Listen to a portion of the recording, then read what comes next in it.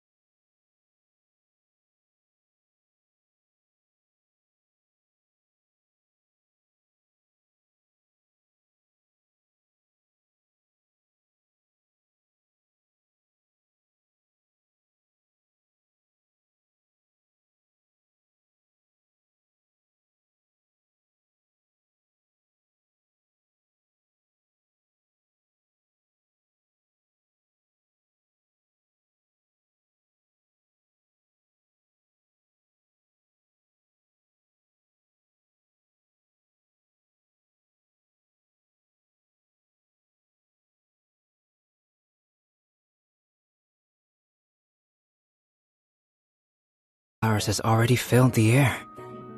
Oh, me? I'm conducting some research. If you'd like to know what's in store for this year's Windbloom Festival, oh, then you should watch the Genshin Impact version 3.5 trailer. Enjoy! Oh, dear creature, why do you bow down? For fear of the unknown? Or for power that you covet? I've never seen anything like this in all my life. What in the world does this place conceal? You have a troubled look on your face. What happened? I can't take it. I think that he might have seen you. Fate has not granted you the right to enter this place. The greatest should never live to remember their fall. Let's get it on!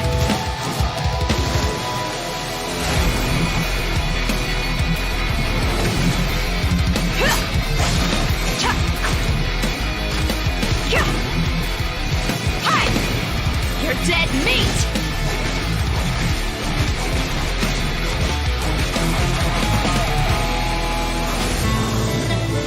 I'll make every effort to navigate us safely and report intel on the enemy. Precision strike! Let's keep going, team!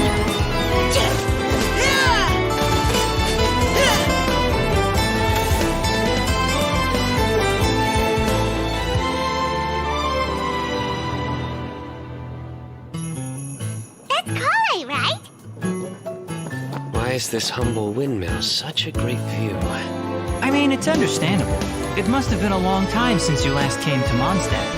Because it is the true Great Vayu Viastra? That's it. Think you've ruined Sumeru's reputation in Mondstadt beyond all hope of repair.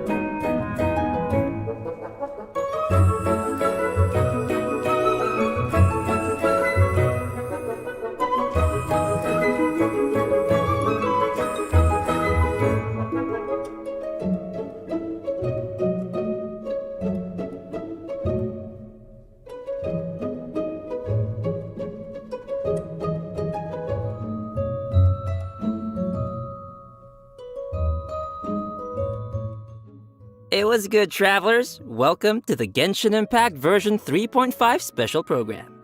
I'm Koi Dao, the voice of Albedo, Chief Alchemist of the Knights of Favonius. And today, as you all can see, I am joined by... Hey, wait, that's my intro. That's what I usually say. Hey everyone, I'm Zach Aguilar, the voice of the male traveler, Ether. What's up, everybody? I'm Amber May, and I voice Dia. And to match Albedo's long and official-sounding title, I'm gonna introduce her as Sumeru's legendary Eremite mercenary, the Flame Mane. That sounds really cool. I like that. Yeah, I really like that title. Thanks, y'all. And it just so happens that today is Amber's first time joining us on the special program. Yes, and I am super excited to be here. And the little cheapy Dia, she's so cute. I can't wait to go over everything that's coming to version 3.5. I'm so psyched. Totally, and I know all our travelers out there are also super excited, so why don't we kick things off by starting with our first new playable character for version 3.5, Dia! Woo! Starting with Dia. Let's go! Yeah. Okay, so it's taken a while, but she is finally here. That's right. And even though she's technically a new playable character, we've already seen Dia in the game for a while now, and she's even become a good friend of ours. She was pretty active throughout the Sumeru storyline and helped us get through some pretty tough moments. So next, we'll let Amber do the honors and introduce this character for everyone. Thanks, Zach. As you mentioned, a lot of players might already feel familiar with Dia's character. Even though she might appear carefree and casual, she actually possesses amazing skills and is really professional.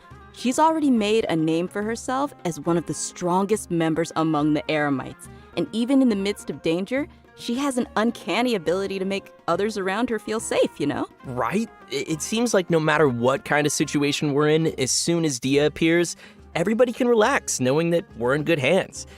Is that what Dunyarzad feels like having her around? I mean, I wouldn't mind hanging out with Dia all the time.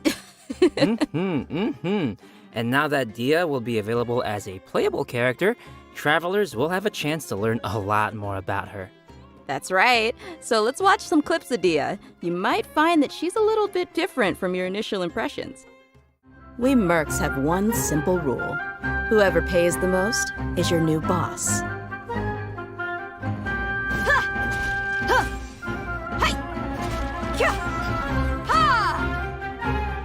Let's get it on! Hi! You asked for it!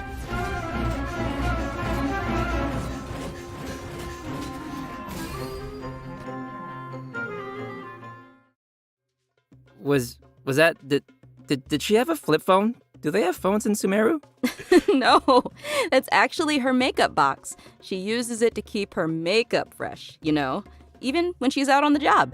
In fact, she's always looking for a chance to go shopping for accessories with Candace. Interesting. So she's got a more, I want to say, refined side to her too? I feel like that's not really a common thing among, merc types, you know? Yeah, the mercenary lifestyle can be pretty rough, but she's not always on the job. She lets another side of her character show when she's off the clock, you know? Okay. I see. But I'm sure what everyone wants to know now is what her abilities are like in a fight. Right. Yeah, did you see her punch stuff? Dia wields a claymore in combat and carries a pyrovision. She uses fiery attacks to leave enemies smoldering in her wake, literally smoldering. Ooh, fiery. Yeah, just like her. Totally. In battle, Dia uses her elemental skill to create a fiery sanctum field. When an opponent within the field takes damage, it'll unleash a coordinated attack, dealing AoE pyro damage to them. Nice. So, looks like this ability will be really good for swapping characters and creating elemental reactions. Also, active characters within this field have their resistance to interruption increased, and when such characters take damage, a portion of that damage will be mitigated and taken by Dia instead. She's so brave. You know, I'm kind of worried that Dia could easily find herself in a tough spot. Don't worry too much. There's a limit to the amount of damage that Dia can take for her teammates. Besides, when her own HP is low, she can also rely on her own passive talent to recover HP. Awesome. Sounds like Dia's pretty tough. And she has boundaries, which is healthy. Well, she is kind of a legendary mercenary. I think that comes with the job. All right, let's move on to her burst. When Dia unleashes her elemental burst, she casts her claymore aside and enters the blazing lioness state. Rawr! Epic. While in this state, Dia will use her fists to unleash quick attacks on her opponents, dealing considerable pyro damage. When the skill's duration ends, she will finish it with a stylish flying kick. Ha! Nice. Yeah, nice, right? And last but not least, she has an exploration talent. During the day, which is from 6 a.m. to 6 p.m., the movement speed of party members is increased. Yeah, no, that makes sense, lore-wise, you know, since she's one of the strongest mercenary from the desert. I guess keeping the pace up even under the scorching sun is just another day on the job for her. Totally. Everyone might be familiar with her strong and bold character, but her closer friends know that after she's had a few rounds, she'll start to get into some more emotional topics. In her story quest, Manticora chapter, the Traveler and Dia work to solve some trouble Dia's mercenary group is facing.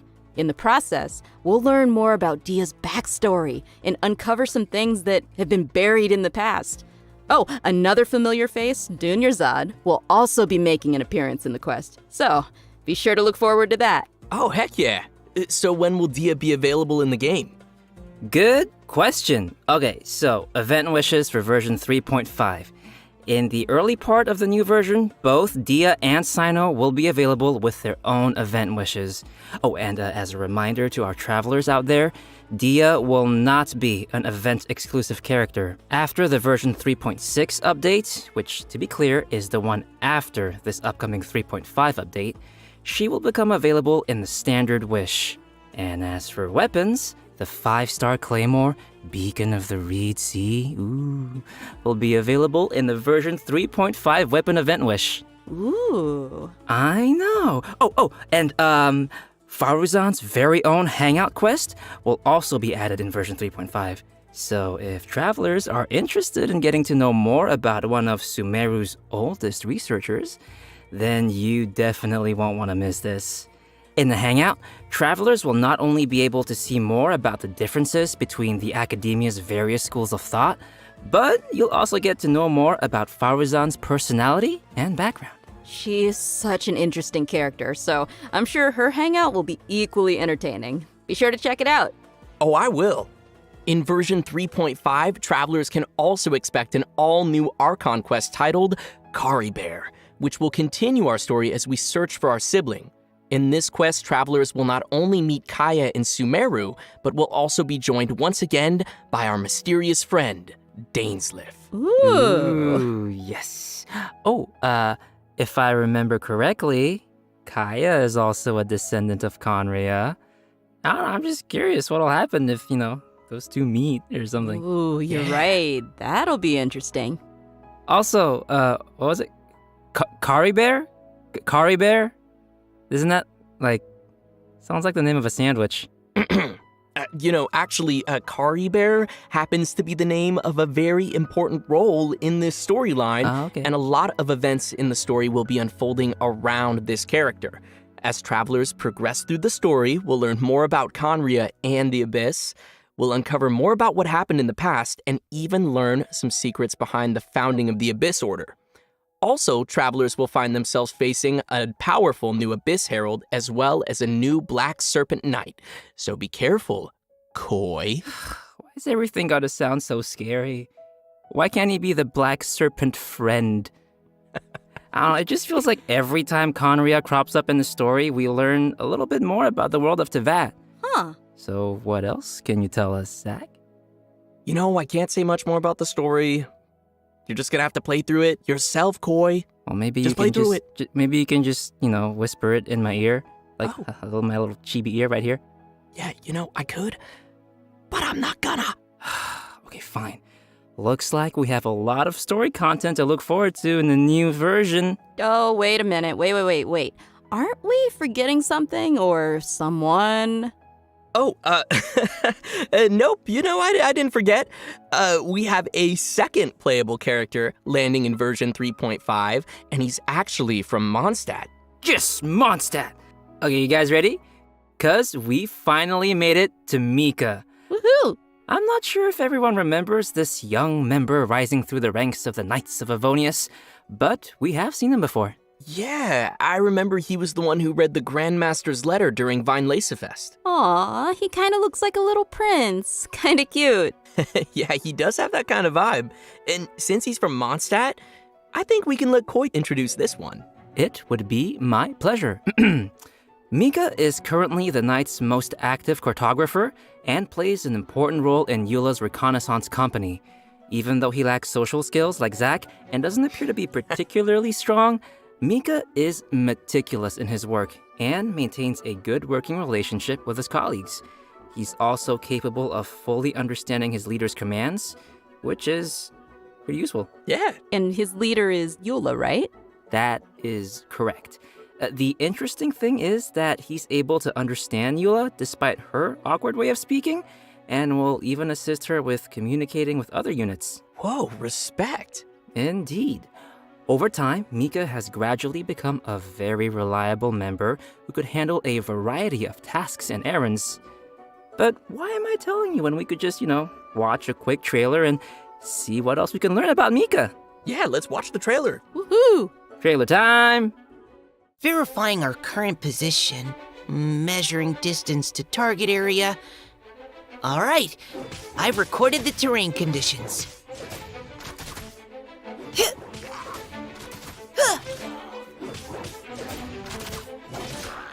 Providing cover fire.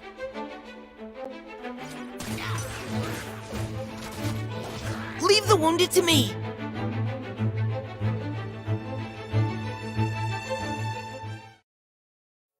Who gave this child a crossbow? That's what I want to know. I mean, I guess since he was deployed as part of Grandmaster Varka's expeditionary force, it was him? I don't know. But anyway, his exceptional performance helped him gain the Grandmaster's trust, and he even taught him a couple of things. This training no doubt helped Mika develop a certain level of combat prowess, even if he himself wasn't aware of it. Ooh. For example, Even though swords tend to be the weapon of choice among the Knights of Favonius, Mika uses a spear and a crossbow, which is a result of his combat instruction with Grandmaster Varka. His mentorship and focus on flexibility helped Mika find a combat style that is more suited to a little guy like himself. Huh, shakes it up a little bit. Yeah, the Grandmaster seems to think outside of the box, and having a mentor like him will definitely be a big asset for Mika as he continues to grow. For sure. All right, let's check out Mika putting his variety of skills to use in combat. As a support role for the Knights of Favonius, Mika has learned a variety of methods for assisting his teammates in combat. When he uses his elemental skill, he'll attack the enemy with his crossbow, increasing his teammates' attack speed and physical damage. Heck yeah. And when he uses his elemental burst, Mika recovers HP for his teammates and gives them a special status effect. Wanna guess what it does? What? Tell us. This status causes teammates to regenerate HP whenever their attacks hit an enemy. Ooh, that's helpful. Nice. Yeah. So Mika spends a lot of time working in the wild, and he's developed the necessary survival and adventure skills. When Mika is on the team, the location of nearby resources unique to Mondstadt will display on the minimap, increasing the team's ability to find necessary resources while adventuring. Wow. Yeah, I can see he has a lot of support skills. Yeah, it's always good to have a reliable member on the team. So, let's talk about the event wishes for the later part of version 3.5. Travelers can expect to see Kamisato Ayaka and Shunhe returning with rerun event wishes alongside Mika. So if you'd like to add Mika to your team, then you definitely won't want to miss this. Great. We've already covered a lot of content, so let's take a quick break here before we dive into some other version 3.5 reveals. Sounds good. It's time for another redemption code. Everyone ready? And code incoming! Redemption code.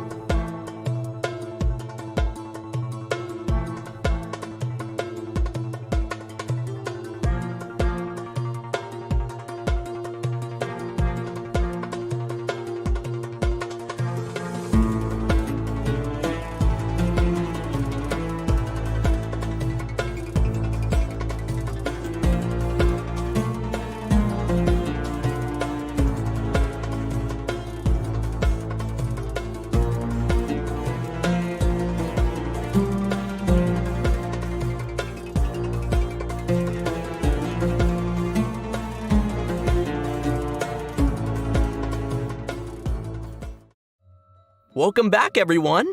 Next, we'll be covering the events coming our way in version 3.5. As you can see, the main event will be the Windbloom Festival. There's nothing like the soft Mondstadt breeze on your face. So true. I'm sure many of you are already familiar with the festival. With time, it has become an important celebration of freedom and love for the people of Mondstadt. During the festival, people give fresh flowers to the ones they love and follow the important tradition of offering their Windbloom to the Animo Archon. Kale, who's now been cured of Elazar, will once again make her way to this nation of freedom during this romantic and colorful festival. Aw, I want to go. Cool. Excited to see her. Well, it gets spicier because accompanying her for the trip is Tainari and Sainao. Ooh, interesting. It feels unusual to see them all come to Mondstadt. Right? It's like all our friends from Sumeru took a field trip. Kale will be playing an important role in this storyline, and upon arriving in Mondstadt, she finds a mysterious prophecy in a book. They must complete the 4 pieces of the prophecy in order to light the lantern of utmost joy and receive a supreme blessing. Okay, so I'm assuming this supreme blessing would do something like granting your wish, right? That's right. In the course of helping Kale find leads about the prophecy, travelers will get to know more about Kale's background and see how she's grown to be the person we know and love.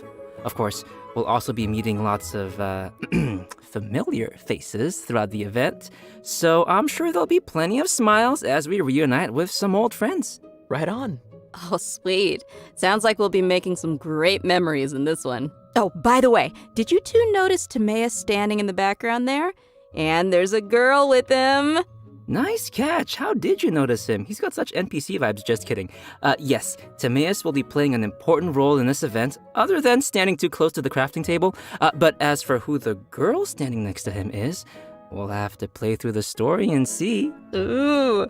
If they're appearing in an event like Windbloom, then it looks like it'll be a romantic story, am I right? Like I said, we'll see. Oh, in addition to the festival storyline, the Adventurers Guild will also be preparing some fun events for our travelers to participate in and experience the holiday vibes. There will be 3 available game modes: Floral Pursuit, Ballads of Breeze, and Breezy Snapshots. Yes. Awesome. Ooh. Ooh is correct. In Floral Pursuit, travelers will need to continuously collect bloom balloons to increase their score. After collecting a set amount of balloons, the next area will unlock, and once you've collected a specific number of bloom balloons in the final area, a ring of pursuit will appear. Touch the ring to leave the area and complete the challenge. And in each area, travelers will also encounter ersatz balloons that pursue you. If you're caught by an ersatz balloon, you will lose 1 pursuit point and be returned to the start point of that area. Ooh. Scary. So we'll probably need to avoid those. And the travelers will be able to enjoy Floral Pursuit in single-player mode or tackle challenges along with their friends in co-op mode. Wow. Looks like that'll be fun. What's next? Well, let me ask you, Amber, do you like rhythm games? Yes. I thought you would, because the next thing is a rhythm game. It's called Ballads of Breeze. This time, travelers will be able to choose from 3 different instruments and use their instrument of choice to play through the song challenges. Nice. And will that actually affect the sound they hear in the game mode? Yep, the instrument they hold and play will be different. Ah, cool. I see. While performing a song, different notes will appear on the screen. When a note falls on the decision line, press the decision line to score points. The amount of points scored will vary depending on your timing, and a rank will be awarded according to the amount of points scored, and you'll be able to claim the corresponding rewards. Sweet. Oh, and as with previous iterations of the game, there will be a function to calibrate the input delay of your device and adjust the decision line, which will improve the overall experience, just in case you're playing on your toaster. Oh, and for travelers who are interested in getting a little deeper into the game, an editing mode will be available again for players to create their own beat maps, which can then be shared for other travelers to challenge. Can't wait. Sounds like fun. Yeah, sounds like a lot of rematches. You're on. And finally, we have Breezy Snapshots, which will have travelers once again making use of their trusty camera.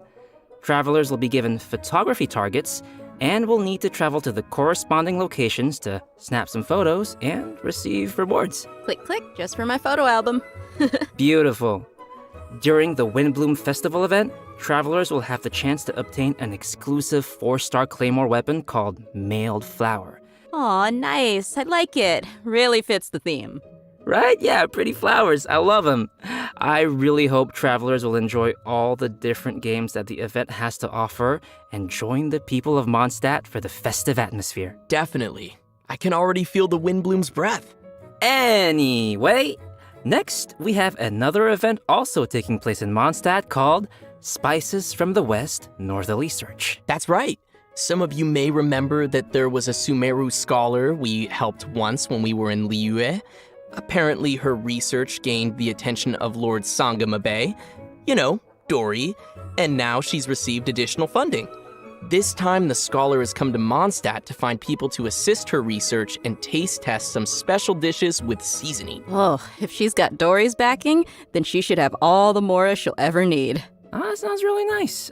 So what can we expect this time around? Right, so the gameplay for this event will be pretty similar to last time.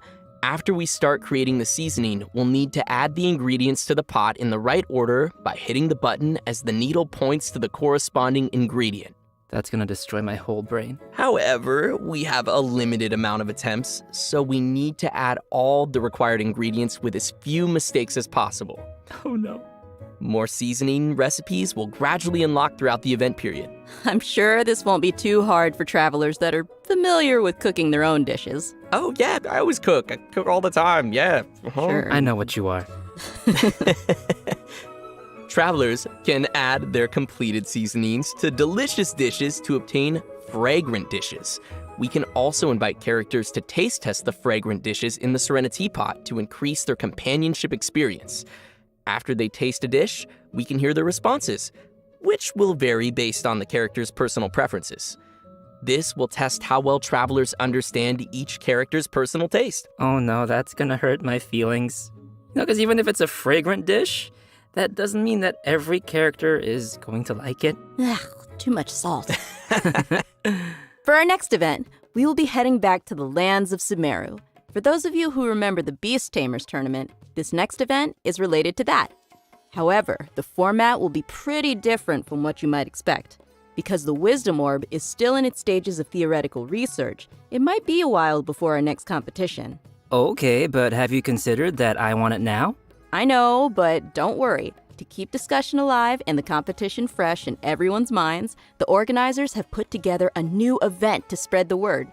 They purchased the rights to Theater Mechanicus in Sumeru and incorporated some fungi elements to design a completely new game called Fungus Mechanicus.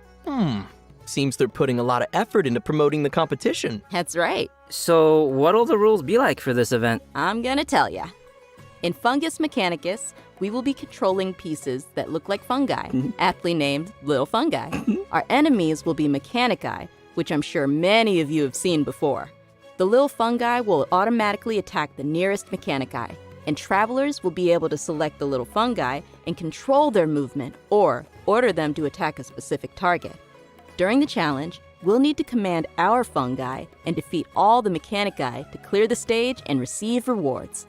Hey, wait, did you say we're gonna go up against the Mechanici that we were controlling in the previous Theater Mechanicus event? What's wrong, Koi, huh?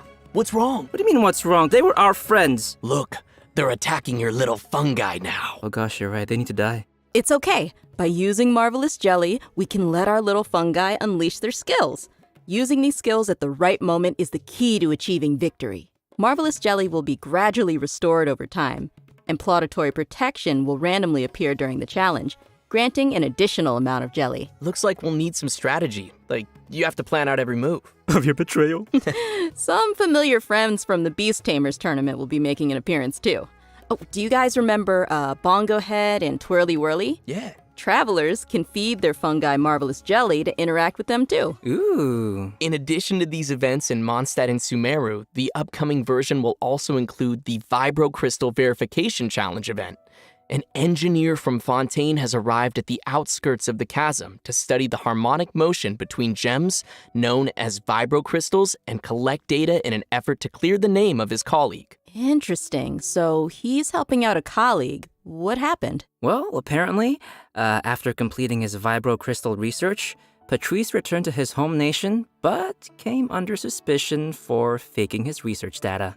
Uh-oh. Yeah, so now he's found someone to come to the chasm in his place and verify his findings. Ooh. Sounds like it isn't easy being an engineer in Fontaine. That's why I stick to beating up bad guys. Nice. Yeah, from the sound of it, we're still gonna have to fight here, too. In this event, travelers can connect transmitter and receiver crystals and attempt to produce various effects that will allow you to defeat your foes with ease. Score points during the challenge, and you will be awarded medals based on the score, and receive the corresponding rewards. Whoa, okay. So there's a lot going on here with the crystals and effects. Can you give us more details? Sure thing. I know it might sound a little complicated at first, but honestly, it's not too tough once you get the hang of it. The various effects are basically buff effects that we can receive during the challenge, and these effects are triggered by combining transmitter and receiver crystals. Transmitter crystals are the conditions for triggering the buff effect, and receiver crystals are the buff effect that occurs once those conditions are met. Oh, okay. I think I got it. Yep. And to conduct the experiments, travelers will need to assemble 2 teams of characters, as well as the corresponding vibrocrystal harmonic schema. Travelers will then carry out 2 rounds of combat, and for our newer players out there, there's no need to worry. The event will also provide trial characters to assist everyone in completing the challenge. Oh, Ooh, nice. It looks like this event will also be awarding different tiers of medals. In that case, I'll aim for... The highest tier? The garbage can? No. Just aiming for participation rewards. Yeah. I like my suggestion. Anyway, Amber, what else is there? In addition to the events we've already mentioned, version 3.5 will also be featuring the classic Leyline Overflow event, which will give travelers the chance to stock up on character experience books and Mora. I'm sure many of our viewers are pretty familiar with this event. It's super helpful for those who are looking to level up your characters, so be sure not to miss it. All right, switching gears. In version 3.5, a limited time heated battle mode will be available in Genius Invocation TCG, which will feature some special rules. Nice. So, what are we looking at here? Basically, this mode will be all about reducing the cost of elemental dice. So, the number of elemental dice required to play the first card from your hand every round will be reduced by 2. Also, the number of elemental dice required to use the first character skill each round will be reduced by 1. Okay. Yeah, from the sound of it, the pace of the game will be much faster. Yeah, I like it. I hope all our Genius Invocation fans will enjoy it. Last but not least, we have a system-related update. I think you'll like this one. After the version 3.5 update, the game will be adding additional rewards for completing Archon quests. Upon completing each Archon quest, travelers will receive 1 Intertwined Fate, along with a variety of other rewards. Once the update is complete, travelers can view the tour guide feature in the Adventurer's Handbook to claim the corresponding rewards. Yay! More Intertwined Fate! And just don't forget to claim it after the version update. I kind of do that sometimes. And with that, let's get to today's last redemption code. Redemption code, sounds good.